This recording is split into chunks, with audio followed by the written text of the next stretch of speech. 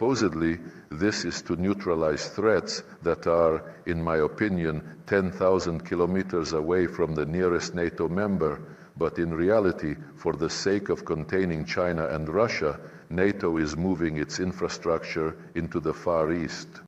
The United States is creating closed military political formats with the participation of regional countries, Japan, the Republic of Korea, and the Philippines. They are literally trying to pull the Philippines out of ASEAN, aiming to undermine the very foundation of the open regional security architecture that has been built for many decades around the central role of the Association of Southeast Asian Nations.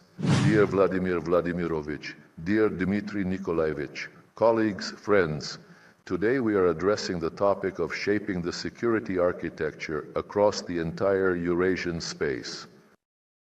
For Russia, a civilization state stretching from the Baltic and Black Seas to the Pacific Ocean, the importance of building such an architecture cannot be overstated. Its necessity is further underscored by the fact that the centuries-long period of Western dominance is coming to an end and an era of multipolarity is beginning. Today, we can confidently say that the Euro-Atlantic region has lost its status as the locomotive of global development. In terms of overall economic indicators, the BRICS Association has left a group of 7 Western leaders behind, and the gap is widening with each passing year. The center of economic, trade, and investment activity is shifting precisely to Eurasia, the largest and richest continent, the cradle of several great civilizations. Eurasian unity is being achieved through the creation of transcontinental transport corridors. Among the most important, I would mention the North-South International Transport Corridor project, the rapidly developing Northern Sea Route, and the transcontinental Trans-Siberian West-East route. However, the significance of the greater Eurasian partnership is not limited to just the economy, trade, transport, and logistics. It is intended to serve as the material foundation for another Russian initiative, the formation of a common Eurasian security architecture. From various platforms, it has been said many times that our Western colleagues themselves put an end to the Euro-Atlantic security model, which we had been building together with them, generally speaking, with the best of intentions, starting from the late 1960s. But our Western colleagues have literally trampled on the commitments made at the highest level, both within the Organization for Security and Cooperation in Europe and within the framework of the Russia-NATO Council. These commitments included not strengthening one's own security at the expense of others and not allowing any country, group of countries, or organization to achieve military political dominance in Europe.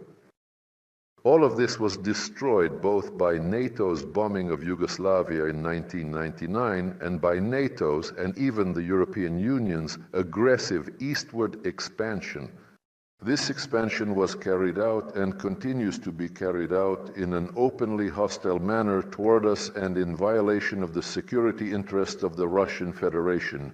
Paris and Berlin themselves, under the leadership of Macron and Merz, are hysterically demanding, together with Zelensky, that we agree to an immediate ceasefire without any preconditions. As the saying goes, thanks for the invitation, but we've already tried that and we can see right through you. It's a pity, of course, but it seems that life teaches our Western neighbors nothing. After the start of the special military operation, they continued the systematic militarization of the Kiev regime, forbade it from making peace on the terms of returning to a neutral, non-aligned, and non-nuclear status, dragged previously neutral Finland and Sweden into NATO, and continued to ramp up provocative military exercises near our borders, both on land and at sea.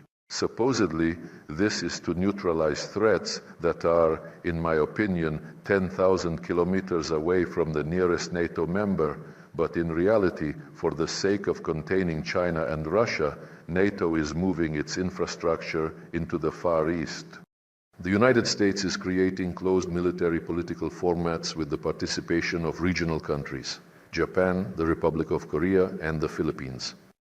They are literally trying to pull the Philippines out of ASEAN, aiming to undermine the very foundation of the open regional security architecture that has been built for many decades around the central role of the Association of Southeast Asian Nations. By the way, and just to clarify, speaking of India and the anti-Chinese orientation of NATO initiatives in the eastern part of Eurasia, I want to once again reaffirm our genuine and sincere interest in the prompt resumption of the Russia-India-China trilateral format, now that, as I understand it, India and China are reaching an understanding on how to de-escalate the situation at the border. I believe the time has come to revive this RIC trilateral format. Meanwhile, the United States is strengthening the nuclear component of its military cooperation both with Seoul and with Tokyo, which they are trying to draw into this process. The Democratic People's Republic of Korea is under ever-increasing pressure from the West. As a result, the already difficult security situation on the Korean Peninsula and more broadly in the east of the Eurasian continent continues to become more complicated. We are not interested, and I want to emphasize this in particular, in perpetual confrontation with anyone. Our interest lies in ensuring reliable security, stability, and equal conditions for development for all countries. We are convinced that only such a fair approach has the right to exist. The issue of security in Eurasia is gradually becoming one of the central topics both in our political and expert academic dialogue with the People's Republic of China. In this work, we rely primarily on the fact that Russia's vision for the future security architecture in Eurasia harmoniously aligns with the global security initiative put forward by the President of the People's Republic of China in February 2023. This initiative specifically states the necessity of identifying and eliminating the root causes of all conflicts, any conflict. This is a systemic, generic approach that we fully support.